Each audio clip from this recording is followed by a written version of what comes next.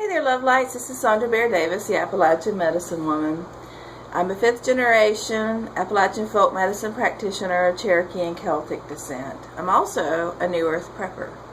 My husband and I and my family prep because we believe the system we're in right now is devolving, that something amazing is upcoming, but there will be a period of time in the middle where there'll be a lot of transition and rough times ahead. I believe because I have foreseen, as well as educated myself, that the economic system of the West is very soon going to be collapsing. I also believe there are going to be upcoming times of extreme challenges weather-wise, crop-wise, as well as just natural kind of disasters and things. And war. I believe war is coming. I don't want to say that to make anybody scared, because I do believe that the times ahead are going to be much better than they have been of late. But I do foresee the times that we're in intensifying and becoming really rugged. We have tyrants in positions of power in the governments. We have so many of our civil liberties are just disappearing. Right and left, constantly, all the time. It's getting a little bit scary out there. But I do have faith in my Creator that good will prevail. It's just holding on during these times. And so, we prep. We prepare. We believe. My daddy was a survivalist, a prepper before the word prepper was ever there. My grandparents were not Civil War. I am getting a little old, but Depression era survivors, and they come from homesteader, big farmers that had 2 years worth of food put away, just as the way of doing things, the way of being. I come also from Cherokee people. On part of my family's Cherokee, and there's reasons there too that some of them have been prepping for a long time because of having foreseen. Some of the medicine people kind of having foreseen solar flares and times of difficulty upcoming. So, I come from a long line of people that prepare and prep. Even before there was a word, prepper, out there, they were survivalists, they were homesteaders, they were people that had their act together. This year, I got to tell you, we had an epic garden fail. You know, we're trying to do the urban homesteading thing here. We tried to do a rural homestead, but that just totally fell apart. You know, we got out to western North Carolina, had a 7-acre homestead that we were renting, but the owner just decided that they wanted her daughter to live there. She didn't like the fact that I wanted to put in a garden. We wanted to have chickens, we wanted to have goats in the barn, and we weren't supposed to use the place when that was our agreement originally. And she'd also agreed to owner finance it. Yeah, but when the time came and I was like, well, if you don't want to rent it to me, let me buy it. The terms were ridiculous. And, you know, I was supposed to come up with $60,000 in 2 weeks. And then she would carry the note for 2 years. So basically I was used over the winter to babysit somebody's homestead until the spring came and they moved their family in. So listen, just because I live sort of an enchanted life, just because I have an amazing life, doesn't mean it's problem-free. That broke my heart, honestly. This was back, we had to leave in May, early May, or the last few days of April. I had planted all my heirloom seeds. I had planted this big garden. I made 4 great big long raised beds. And I had intensively planted them with all my beautiful heirloom seeds. I had started tomato plants, pepper plants, eggplant, that sort of thing. Since February, I had been growing them in the sunroom, babied them and tended them. We had gotten little baby chicks, and we were ready to do our thing, as per our agreement with the owner that I would be homesteading the space. And so we lost that. We lost that in just like a day or two. All of a sudden it was just like gone all that work in the garden, all my heirloom seeds that had been my 50th birthday present from my father. A victory seed garden from heirloomseed.com. All the seeds that I had left were really things that I wasn't that much in love with, or that I hadn't used them all up. So, within a matter of days, I'm back in Pittsburgh, PA, from my dream homestead that I had wished for and prayed for and worked towards since I was 16 years old. I had it. I had it for a number of months. Fruit trees, grapevines, a pasture, a barn, plenty of trees, on a really beautiful stream, nice size house, woods. We could have put in a wood stove, everything that I ever prayed for and wanted. And I lost it.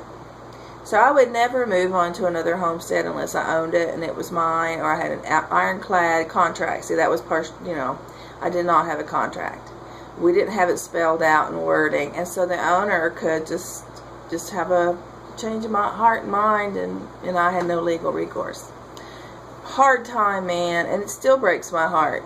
It's just been 3 months, so my heart is still broken over that. But I'm doing my best to just see why it happened, to be okay, and just keep trucking, keep moving forward. Yeah, so we don't live in the easiest of times right now. Things do happen. My husband struggled to keep work. He's in construction management.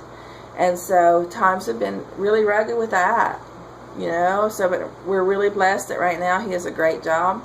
It pays fine, and we're doing okay. We can get back to more prepping.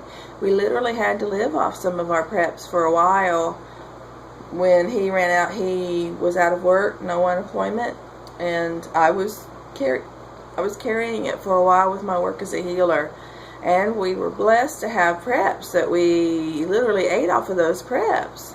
So that's one reason why it's a great idea to prepare. It's just, it doesn't need to necessarily mean to be the end of society as we know it, the end of the world as we know it.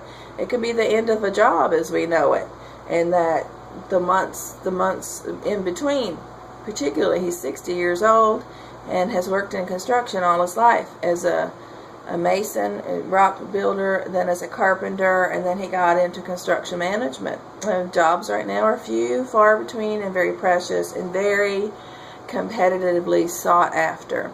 And these companies, because they have the upper hand, they will drop you in a minute. They don't think of you as a human being, but as a product, as kind of like meat. I said, man, honey, you got to get out of that kind of cutthroat energy of that field. It's rugged, it's pretty awful. But right now he's working, and he's enjoying his work, and he's working locally, and so we are blessed, and we are using this blessing time to get back on track with our prepping. But then I came to Pittsburgh, and I, went ahead. I had, I think, 6 tomato plants left. We're on this little tiny, about a 1/4 of an acre lot here that I interplant in the flower beds in certain places. I can plant plants. I have some small, little teeny tiny permaculture.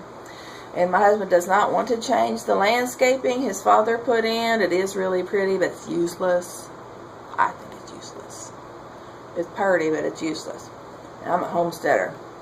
So, I did plant some things in there, but that we had so many late frosts this past year. You were always having to cover things up. And then this year, we have had so much rain, so few bright sunny days. The temperatures have been cool. Plus then, I use heirloom seeds, and so deer and groundhog, to keep those little bastards out, it's just been a battle. And so I'm like, this is just an epic garden fail year for us. It's just been hard being a homesteader here this year. But, that's just part of it. That's part of it. Sometimes you have years that are great. Sometimes you have years that suck. And we're having one of those suck years. Fortunately, last year, I had put up a lot of tomatoes, which we love, tomatoes. And I had put up a lot of corn, and just you know, a lot of dehydrated stuff, and so a lot of that's carried over. We didn't, you know, it's just the two of us, so we did not use all that up. So, you know, we still have some good canned stuff, you know, put back, and we'll be all right. One of the things I've been doing, though, to supplement what we don't have in our garden. Now, I will say this, I have been able to do some seed saving. I got enough, like onions, lettuce, celery, what else? Some green beans, and some other things that radishes, did I say radishes? Things that I have been able to seed save. So I had enough to seed save for next year, and, you know, a good fresh seed supply. So I was blessed in that way, you know, that we did have enough, you know, that there was seeds. We had a really great little green bean crop coming on. I mean, I babied that. I covered it up when the frost would come, and, you know, and a deer got in there one night and almost ate the leaves, ate all the little green beans, ate my squash that was coming on, just ate all night long. And, but I was, thank goodness, there were enough green beans left on the vine that I had some for seed. So we do have some for seed for next year. So that there is a blessing. I'm going to stop this video because I have a whole lot more that I want to talk to you about, and I'm running low. You have to stop at about 15 minutes or it won't, for me, it won't upload correctly from my smartphone. So let me turn this off, and I'm going to continue on talking about like our epic garden fail year, and how as preppers we're continuing on prepping and how we're doing it. Okay? All right.